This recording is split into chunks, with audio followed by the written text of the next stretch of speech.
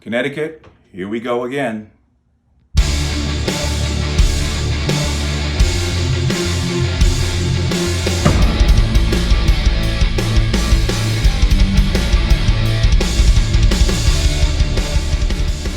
Welcome to another installment of the Connecticut Gun Bench. Video is brought to you today by P.A.N. Firearms, LLC. P.A.N. Firearms for your NRA certification and multifaceted gun training. You can reach us at 203-300-6343 or use our website, www.panfirearmsllc.com. As always, there'll be a link in the description box below. Well, let's talk about this. Governor Lamont, in his proposal of new legislative packages, has once again gone after the Second Amendment. Now, he did a little press release, and I have that right here, and we should look at this. And we are determined to pursue legislation, even as we urge executive action. I know we can have Ethan's Law at the federal level. I know we can do it. I know that colleagues will unite behind a common sense initiative that used to be supported by the NRA. And a red flag statute, again, modeled on Connecticut's statute, and universal background checks. These kinds of measures can be done because, and here's the blunt politics of it, these survivors and organizations have built a political movement. It's no longer about one or two advocates. Kristen and Michael's song, as effective as they are, they have helped build a political movement. And this November, we're going to see it at work. I can pledge to you, we will see nationwide initiatives, candidates taking a stand proactively on gun violence and putting it on the ballot. Gun violence will be on the ballot this November, and Connecticut, at the forefront of leading this effort, can be proud to have a governor like Ned Lamont who has the courage to stand up to the gun lobby and gun manufacturers and to take a stand. Thank you. Senator, thank you so much. It's my pleasure to introduce our governor who's put health and public safety as his top priority every day, Governor Lamont. All right, thanks, Susan and everybody. Look, I'm a champion for the state, and I am so proud of the fact that thanks to a lot of the people standing right here, we have some of the toughest gun safety laws in the country, and it makes a difference. As you heard Susan say, we are one of the safest states in the country, and unlike some of those states which have much more permissive gun laws and guns are everywhere, our gun violence is much less, and that's not good enough. I've just been shocked over this last couple years. We have more damn guns in the street than ever before in this state right now. We have more legal guns, we have more illegal guns. As you heard Dick say, they're coming in from out of state. And more guns on the street, more guns in the home means more gun violence, and we're suffering from that gun violence. And that's why we are here today. I gotta say, you're not tough on crime if you're weak on guns. You're not tough on crime if you're weak on guns, and we're going to continue to stay tough on guns. And that starts with James Ravella. James Ravella and I are reconstituting the gun task force that was a key part of our state police going back many, many years, making sure that we're going after those big gun traffickers, those guys coming in and distributing guns by the dozens, by the hundreds. We're doing that in a collaboration with all of our neighboring states, New York, New Jersey. You heard the announcement on that. Making sure we do everything we can to get those illegal guns off the street. Now, notice throughout his little diatribe there, all he spoke about were illegal guns, rogue FFLs, and criminal activity, and trying to crack down on it. Now, anyone with any level of common sense and decency, whether you're a gun owner or not, applauds the idea. And of course, would be 100% behind it. But when you go into his webpage for the state of Connecticut, once again, I'll leave all the links in the box below. It is from the state of Connecticut, obviously Governor Ned Lamont, titled, Governor Lamont introduces comprehensive package of legislative proposals on gun violence. Now, as we go through this, you're going to find out this has very little to do with criminal activity. Governor Ned Lamont today announced that on the first day of the 2022 regular session of the Connecticut General Assembly, which begins on Wednesday, February 9th, which is today, he will introduce a comprehensive package of legislative proposals aimed at eliminating gun violence in Connecticut through a series of targeted initiatives, including the enhancement of efforts to stop the illegal flow of guns to the state, providing millions of dollars in additional funding to law enforcement to strengthen their work, and closing loopholes in gun safety laws, among others. While Connecticut remains one of the safest states in the nation with a violent crime rate less than half of the national rate, one shooting is one too many, and it is our responsibility to enact sensible policies that make our communities safer. They always use that language. We're going to make things safer, but let's keep going.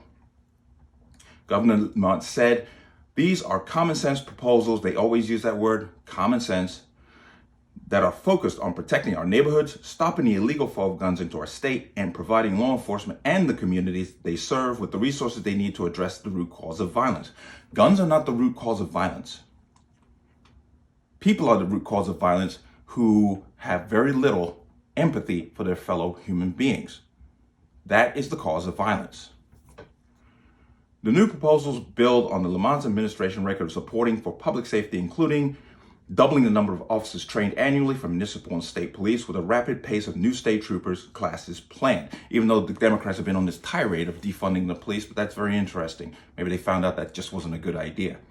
Providing $2.5 million for pandemic-related costs to help hard-hit police departments to put additional officers on the beat. Providing $2.5 million for implementing a first-in-the-nation approach to reimburse hospital-based violence intervention programs using Medicare funding, and supporting common-sense public safety measures like Ethan's Law and the 2019 Ghost Gun Reform. Now, I have a lot to say about Ethan's Law, but I'm focusing on what he is doing here.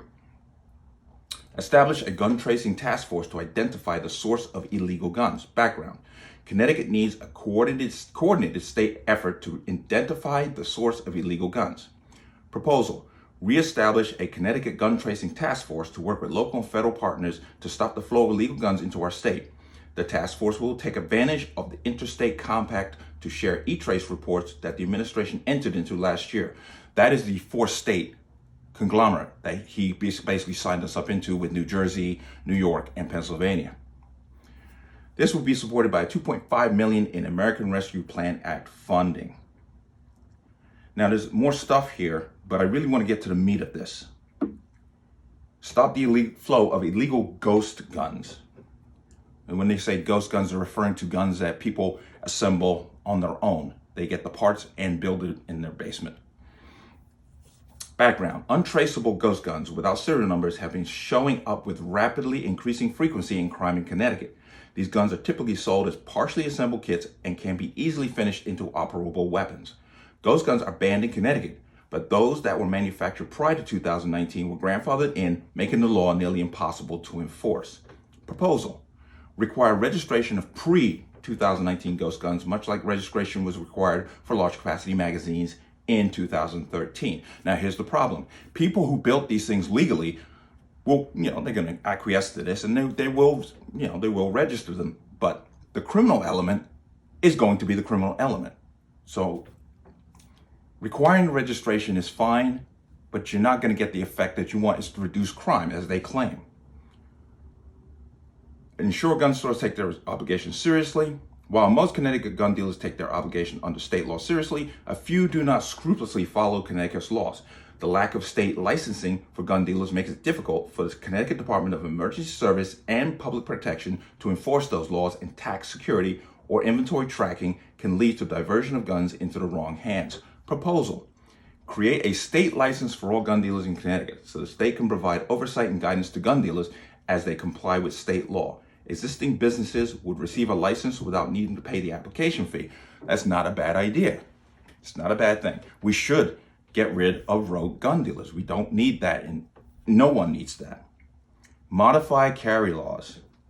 Gun owners are allowed to open and conceal carry essentially everywhere in Connecticut, even many sensitive locations like polling places and protests. Police officers cannot ask those openly brandishing weapons, even on the streets of our center cities, for their permit unless they suspect they've committed a crime. Proposal.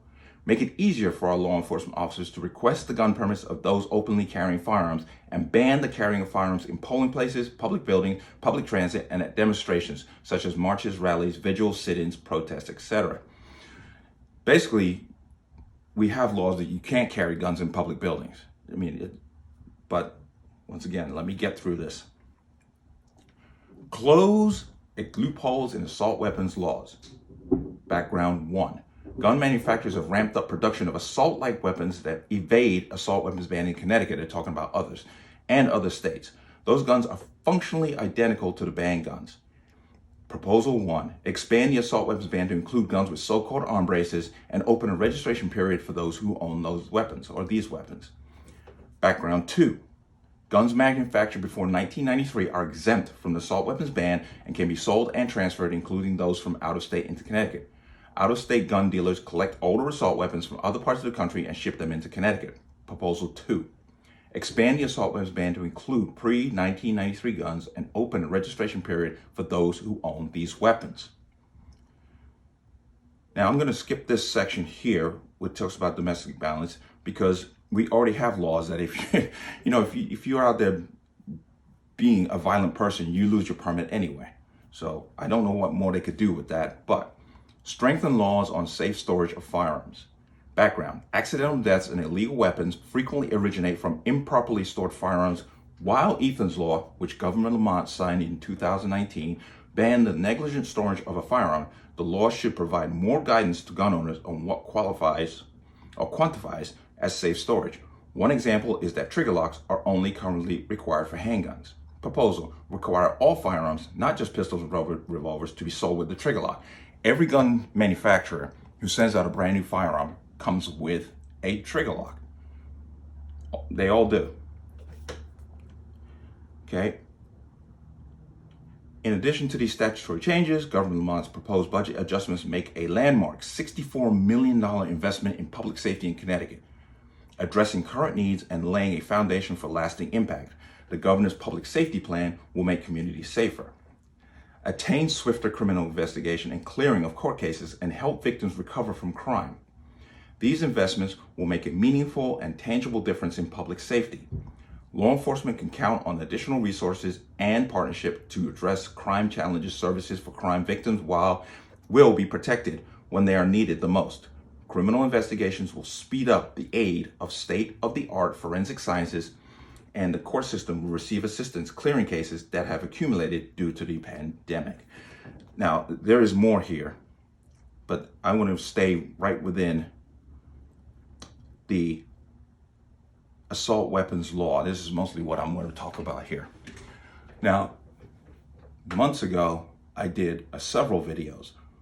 One was on the DOJ via the ATF, redefining what an arm brace is. At this time, we still have no clear definition as to what transpired from that, on what the new definition will be. But I did state in that video that states like Connecticut will take advantage of this moment to then make their own laws. And here's the end result.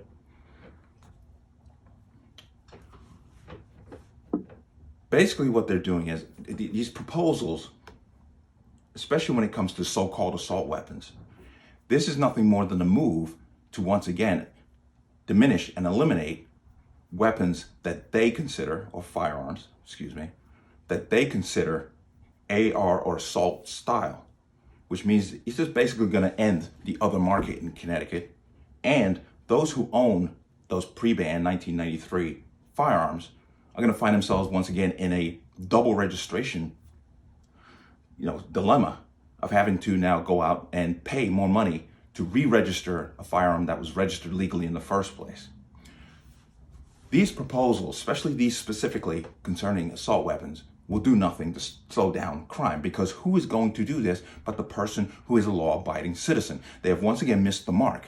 but they're not doing this missing a mark by, by happenstance or just not knowing. This is another concerted effort to put assault on the Second Amendment and to limit the rights under that amendment in the state. It's unfortunate, and it's unfortunate that we now categorize death. Death is now categorized, and this is nationwide, it's not just in Connecticut, where being shot by specifically an AR platform weapon is more egregious, more tragic than being run over by an SUV by an idiot who's out just to kill people. We don't talk about them. Remember Waukesha? Gentleman took an SUV, drove it through the crowd, he killed 8 people. Notice we have not talked about that. We don't even see it in the media anymore. That has disappeared from the limelight, which is really disturbing because those 8 people's lives are just as important as anyone else's. But because it's not politically expedient or politically advantageous, they don't talk about it. Once again, think about the last time you actually heard about that event in Waukesha. Last time you heard anything is when the person was arrested and they showed his hearing in the court, and that's it.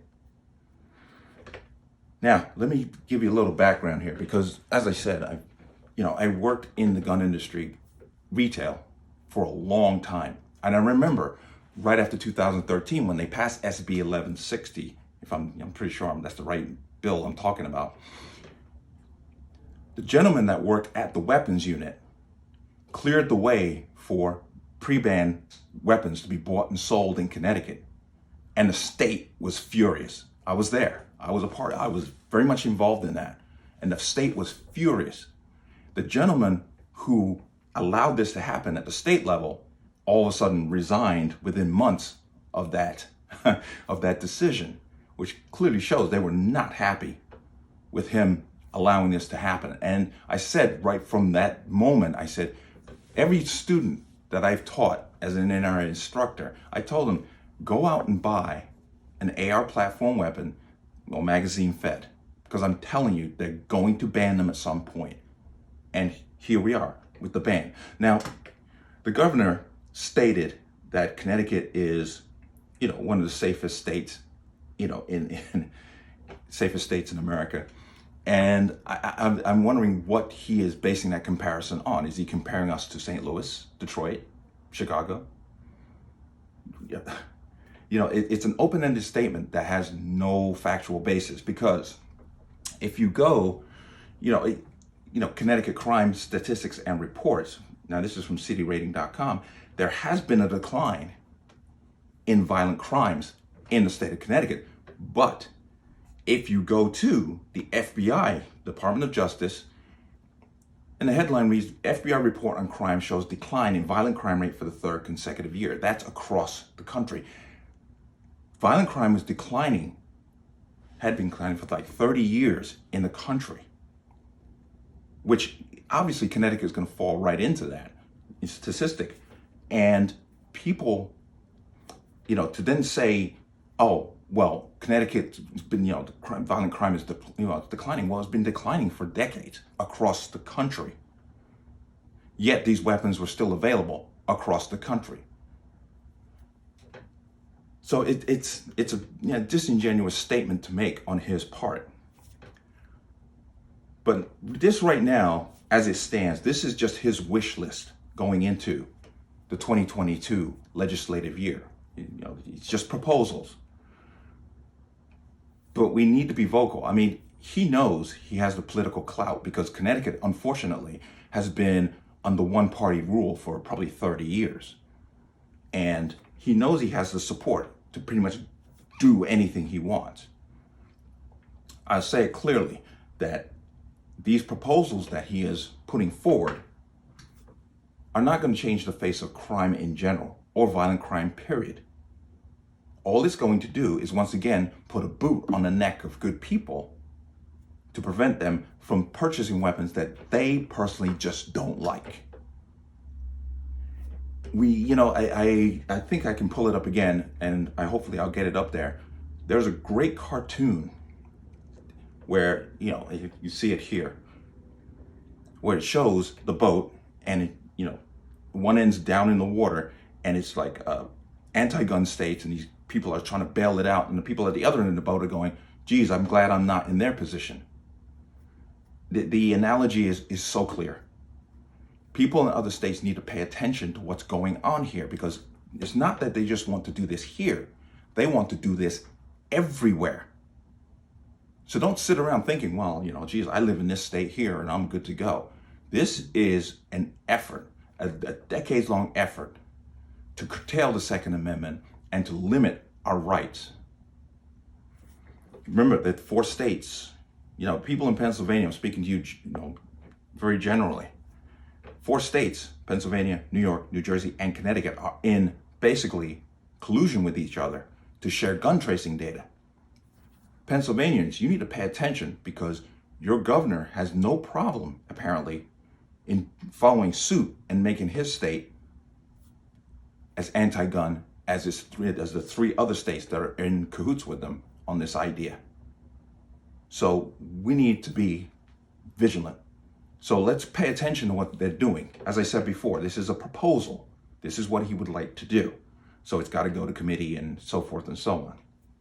It'll take them a while to get this. And what's going to happen in the meantime is there's going to be a panic buy, and all of a sudden we're going to find ourselves with probably hundreds of thousands more of these weapons that they want to try to eliminate being sold, while the criminal element continues to be the criminal element. It's just unfortunate that, ideas seem to be, especially when it comes to firearms and rights under the Constitution, there seems to be an absolute lack of common sense in this ideal.